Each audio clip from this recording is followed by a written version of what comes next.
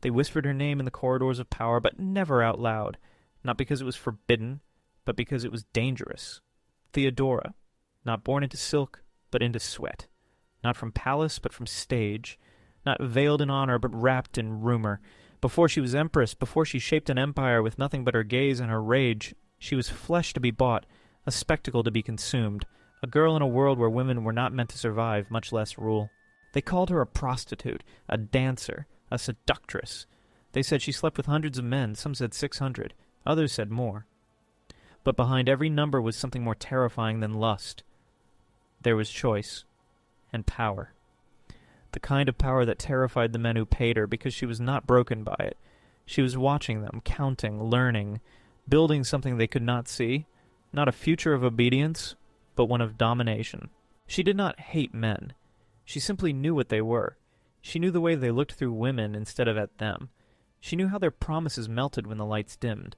And so, while they came for her body, she carved her mind into something sharper than any sword they carried. Theodora was born at the bottom of the Byzantine world, not as a citizen, but as an object. Her father died. Her mother pleaded for mercy. The family descended into the alleys of Constantinople, where the dirt clings to your skin even after you wash it. By the time she was a teenager, she was performing obscene pantomimes in the hippodrome. Not for pleasure, but for survival. But some women rot in shame. Others rise in it. She turned her body into a weapon. Not through seduction, but through spectacle. When men watched her, they felt power. But what they missed was that she was stealing it. Every glance, every coin, every breath offered in her presence was taken like a brick for the empire she was building in her mind. She learned the way crowds moved, the way rumors traveled, the way men unraveled when their pride was kissed by fire. And then she vanished. No one knows exactly when or why. She left the stage, left the city, traveled across the Mediterranean through cities and courts, a shadow in silk. She observed kings and monks, traitors and tyrants. She slept when she needed to, begged when she had to, and always, always listened. It was not repentance, it was evolution. And when she returned to Constantinople, she was no longer a performer. She was a storm. She met Justinian not as a supplicant, but as a mirror. He was a rising politician, brilliant, ruthless, precise. But what he lacked was flame, and Theodora was flame incarnate. She did not flatter him. She did not seduce him. She reflected him. She saw in him the same hunger she had carved into herself. Not for power, but for permanence. He made her his wife. The empire howled. The Senate sneered. The clergy wept. A prostitute in the palace? A harlot on the throne? But Justinian saw what they did not. Theodora was not his weakness. She was his weapon. And soon she would be something more. An empress. But the past has teeth. And Theodora knew that once you rise, the world does not forgive your origin. So she rewrote it. She erased the scrolls, burned the records, silenced the mouths. Every whisper of her former life was met with a new reality. A crown, a decree, a sentence. The woman who had once been bought now named the price. They said she slept with 600 men. Perhaps she did, but what no one speaks of is how many feared her once she stood above them. In her rise was not shame, but prophecy. She did not try to cleanse her past. She weaponized it. She knew that purity is a myth used to silence women, so she made impurity divine. She stood in the Hagia Sophia not as a penitent, but as a queen in gold, beside a man who ruled the world, and in many ways ruled him. Theodora did not ask to be remembered. She demanded it. And yet, the memory of her still bleeds contradiction. Some call her a saint, others a monster. But the truth, as always, lies in the shadows between them. She was not virtuous, she was victorious. And sometimes, history only remembers the ones who dared to survive it. Theodora didn't rule from behind the curtain. She didn't whisper into her husband's ear like some fragile counsel dressed in silk. She ruled from beside him, eyes forward, spine straight, crown high. And the empire noticed. The court noticed. The church noticed. All of Constantinople watched her, not like a queen, but like a crack in the sky. A sign. A threat. A scandal wrapped in authority. She never apologized. Not for who she had been. Not for what she had done to get there. She walked the palace halls like she owned them because, in her mind, she did. And that terrified the men around her. Not because she was cruel, but because she knew. She knew what they said behind closed doors. She knew how they joked about her past, how they measured her against some imaginary ideal of a virtuous empress. But Theodora didn't aspire to be virtuous. She aspired to be eternal.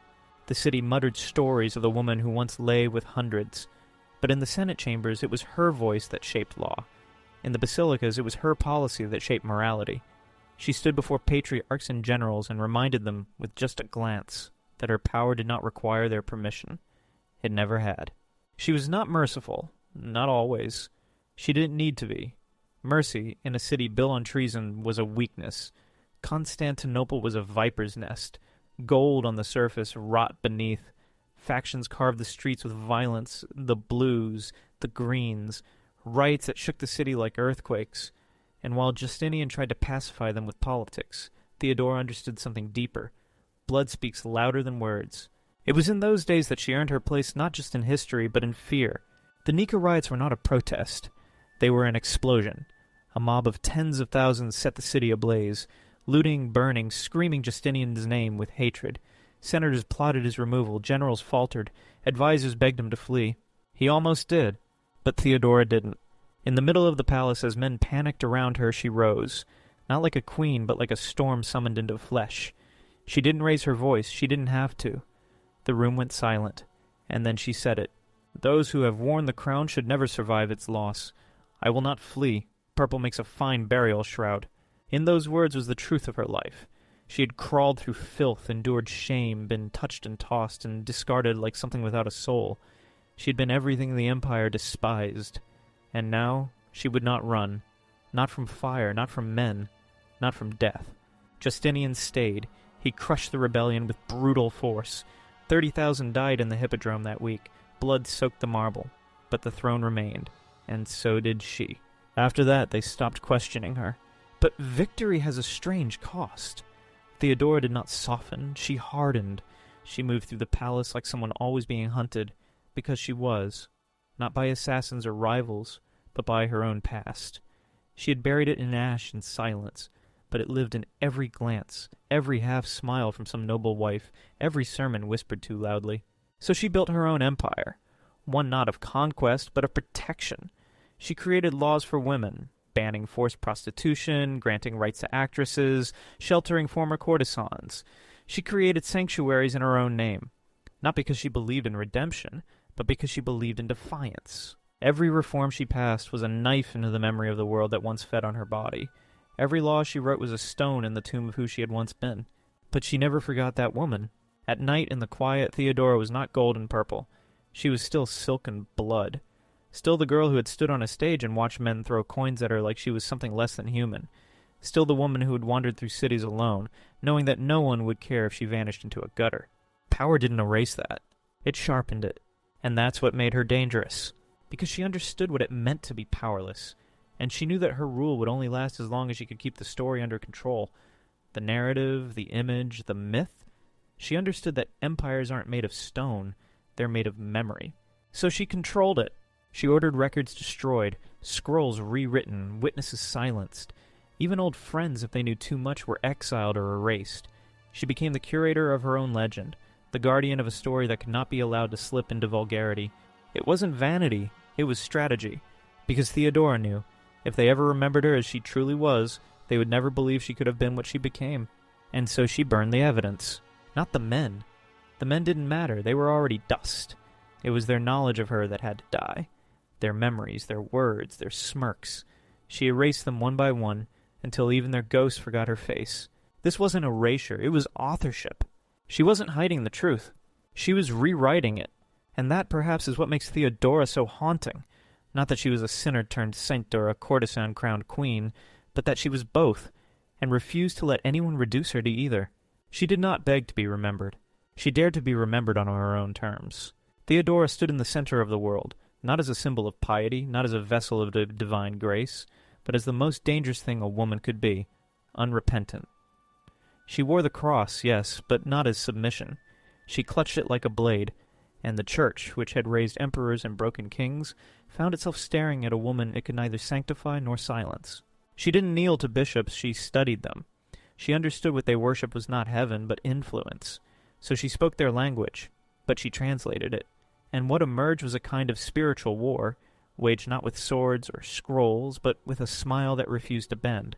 She embraced monophysitism, a doctrine condemned by Constantinople's religious elite and turned it into a weapon of the disenfranchised. While Justinian, ever the legalist, tried to unify doctrine for the empire's political survival, Theodora saw something different in these heresies. A map of the wounded, a tool to pull power away from those who assumed they owned salvation. And so she began to build churches, secretly, quietly, then boldly, not for Rome, not for glory, but for defiance, for the whisper of those who had been told they were wrong, broken, or damned. She didn't preach. She provided. She sent priests into exile with coin tucked into their hands. She offered sanctuary to dissidents the empire had sworn to silence. Her palace was not just a court. It was a network of secrets, and she stood at the center like a spider in gold. Men called it rebellion. She called it reparation. Theodora wasn't interested in holiness. She was interested in control, and she understood that the divine, like the erotic, was simply another form of power misunderstood by those who claimed to own it. She knew how both were used to chain women, and so she stole them back. The same body that had once been sold became the body that commanded the attention of theologians, generals, and foreign kings. When she walked through the basilicas, the incense clung to her not like smoke, but like memory. A girl once paid for the way she danced now stood among mosaics immortalized in gold and glass, not as a sinner, not as a queen, as both. And this terrified the men who had never had to reconcile their own contradictions, because they knew, for all their robes and rituals, they had never walked through fire the way she had.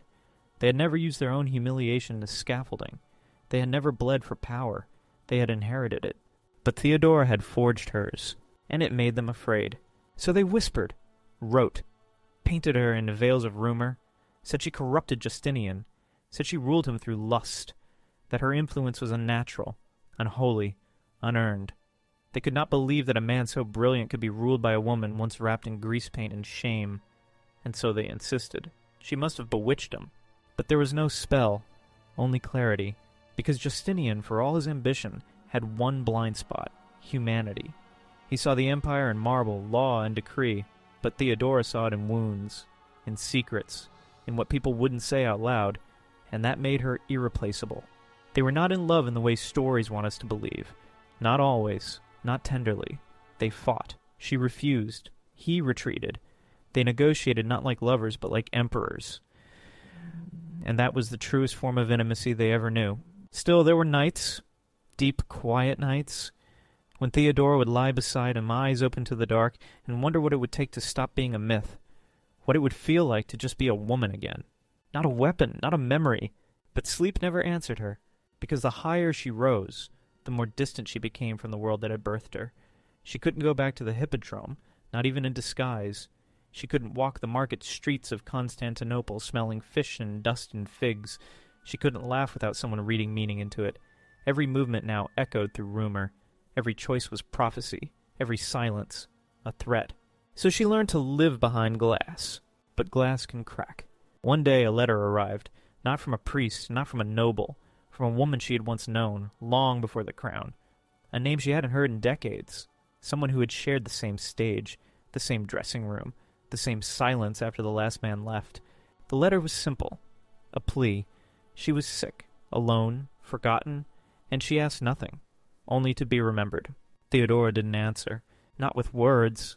She had the woman found, cared for, brought to a sanctuary under another name, fed, clothed, hidden. But she didn't see her, because Theodora knew that to see her would tear open the wall she had built, would remind her of the girl she had buried, and she could not afford to mourn the version of herself she had burned away. Power is made of sacrifices, and Theodora had made more than most. She had sacrificed her name, her truth, her softness. She had turned her past into a secret so heavy it threatened to crush her, and yet she carried it, not because she wanted to, but because no one else ever would. She had become the kind of woman the world doesn't know what to do with. Too strong to pity, too complex to worship, too real to erase, and in that space, between admiration and accusation, she built her legacy. One decree at a time, one scandal at a time, one silence at a time. She was no longer dancing. She was orchestrating. History remembers her in mosaic, eyes wide, hands still, cloaked in emerald and gold, frozen in divine perfection. But that image is a lie. Theodora did not stand still. She moved, like smoke, like fire, like something between human and symbol. And those who tried to pin her down with icons and scripture forgot the one truth that made her dangerous. She was alive. Not alive in the ordinary sense, not merely breathing or ruling, alive in a way that made men tremble, alive in the choices she made, in the silences she weaponized, in the way her presence interrupted the order of things. She was the disruption carved into the rhythm of empire. But disruption demands sacrifice, and the more she ruled, the more she lost. Theodora's palace was vast, but her world was small. She could not befriend, she could not confide, she could not be seen crying or laughing too loudly or doubting or failing. She was no longer allowed the luxury of being human, because the moment she showed vulnerability, the vultures would smell it, and they were always circling. She understood this, accepted it, but it did not make the loneliness easier. There were days when she would wander the upper levels of the palace, alone, ignoring the guards, brushing her fingers against the marble as if it could speak. There were nights when she would sit at the edge of the bed while Justinian slept and watching him breathe, wondering if even he truly saw her anymore. He loved her. That was certain. But even love bends beneath the weight of empire. He had become a god in law, and she had become an idea in flesh. And ideas do not get to falter. Still, she ruled, not as an ornament, not as an advisor, but as a sovereign in her own right.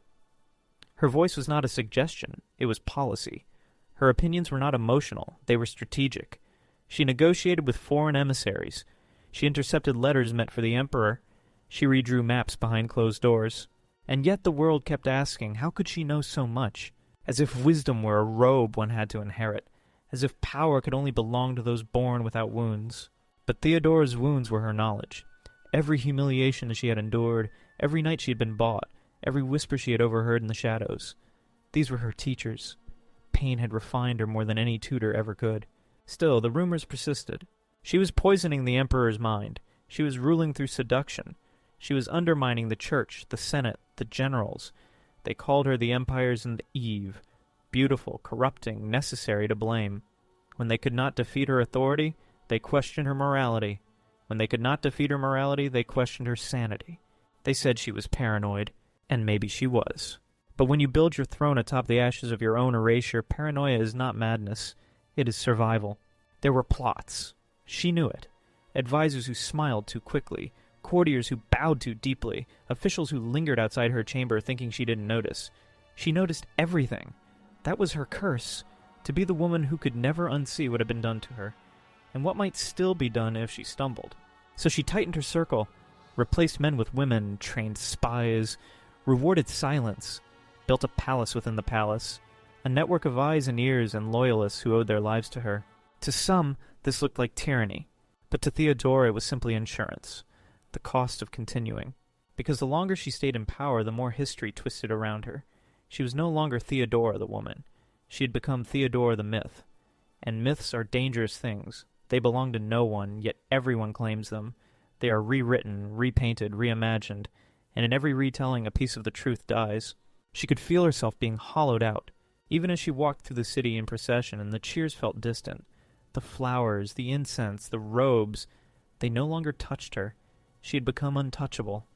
And that, she realized, was the most terrifying state of all, because it meant that when she died, the world would fill in the blanks however it pleased. They would call her a whore, a saint, a tyrant, a feminist before her time, a cautionary tale, a martyr of the flesh. They would argue not over her choices, but over what her choices meant. And in that storm of opinion, her voice would vanish. So she began to prepare. Not for death, for legacy. She ordered monuments built not to herself, but to women. She endowed homes for orphans and widows, women who had once been branded like cattle by the same world that once branded her. She funded schools. She empowered midwives. She made sure that when her name was erased, her fingerprints would remain. Still, she could feel time closing in. She was not old, but power consumes quickly. The crown weighed heavier with each passing year, and her body, betrayer of her past, vessel of her myth, began to falter. She did not complain. She did not retreat. She simply began to write letters. To her enemies, to the church, to the people. Not confessions, not pleas. Just warnings. That memory like fire spreads. That silence like dust accumulates.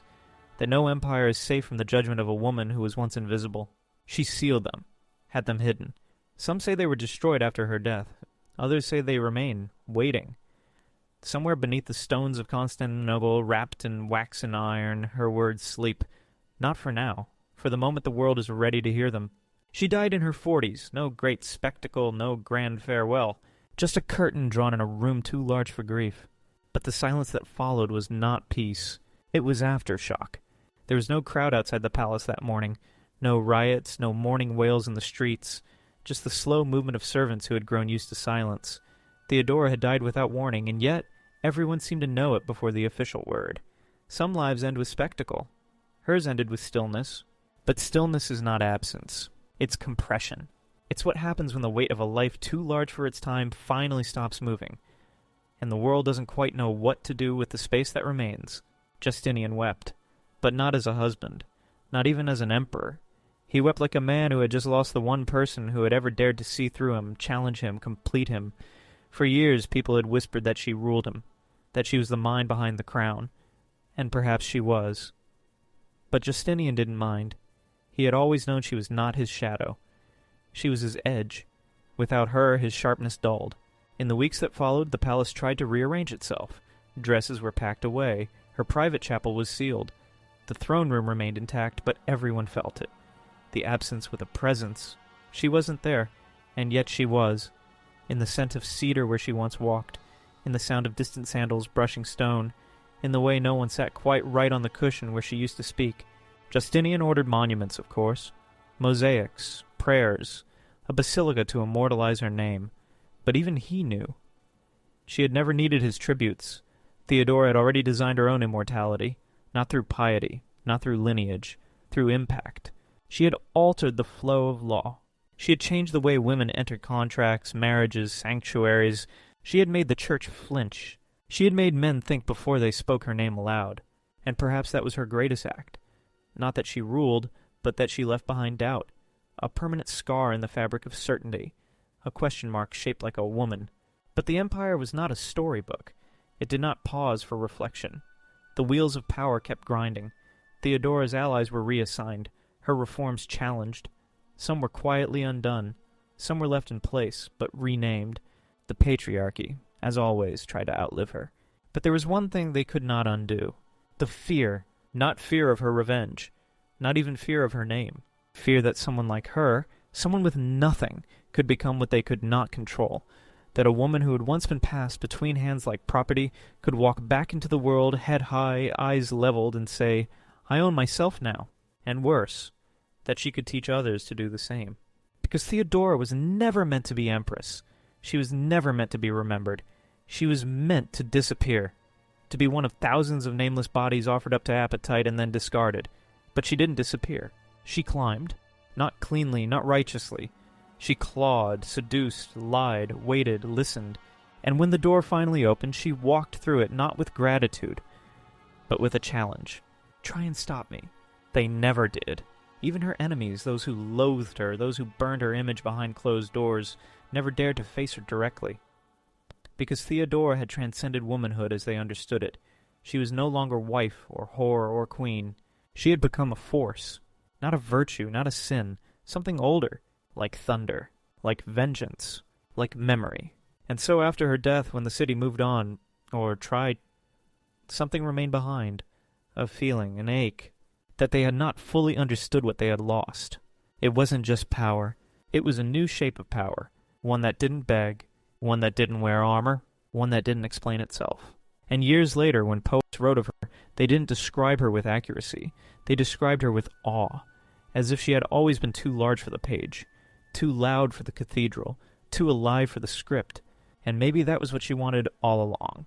Not to be remembered clearly, but to be remembered incompletely. So that her myth would never end. Because Theodora knew what most rulers never grasp.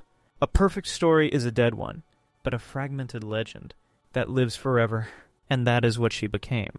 A legend with no clean edges. A woman with no defined beginning or end. A name that does not invite answers, only questions. A question that still burns centuries later. What happens when a woman takes back her story and refuses to share it? You don't find Theodora in textbooks. Not the real her. You find fragments. A mosaic in Ravenna. A line in a chronicle, half sneer, half fear. a passing insult in the pen of Procopius, cloaked in bitter sarcasm and scandalous innuendo. They say she danced naked on marble stages, that she slept with men in public, that she prayed to demons while whispering into the emperor's ear. They said these things not to describe her, but to destroy her. And yet she remains, not in their stories, in ours. Because every version they wrote to shame her only proved her reach. She lived so far outside their understanding that all they could do was mythologize her in the language of menace. But Theodora was never a monster. She was never a miracle. She was a woman who refused to disappear, a woman who made her body a bridge between the condemned and the divine, and dared to walk it in full view of the world. They said she burned the records, that she ordered every piece of parchment mentioning her early life erased. But she knew. No flame could erase what had already become legend. The rumors were her shield. The shame was her sword. And the fire was not concealment. It was curation. Because Theodora understood what the Empire did not. That survival is not the opposite of virtue. Sometimes it's the only virtue. She had survived being reduced to an object. She had survived the gaze that tried to strip her of soul. She had survived being watched, bought, violated, erased. And then she made herself visible again. Not as property, as presence. And the world never recovered. Her name, once whispered in taverns, now echoed in churches. Her decisions, once mocked as feminine meddling, now reshaped the moral foundation of the empire. Her voice, once sold for pleasure, now broke the silence of courts and councils. She became the contradiction that history couldn't untangle. A whore turned holy. A sinner turned sovereign. A spectacle turned sovereign silence.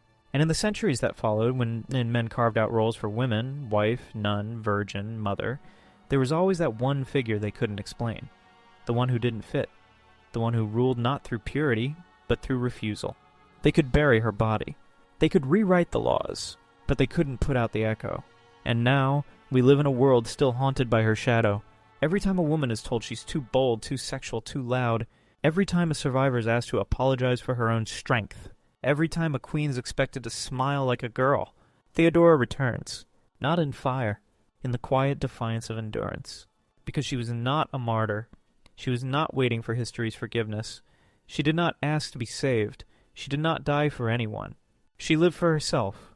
And in doing so, she cracked open a space in time that still refuses to close. A space where power is not gifted, it is claimed. Where legacy is not earned, it is constructed. Where a woman can be everything at once, sacred and profane, broken and indestructible, forgotten and unforgettable. She did not leave behind heirs. She left behind a question. What if shame is not weakness? What if survival is not sin? What if the past, no matter how ugly, can be the foundation of something untouchable? She slept with 600 men, maybe. She burned the evidence, definitely. But the only thing that ever truly mattered was that she wrote the ending herself, and she made damn sure it would never fade.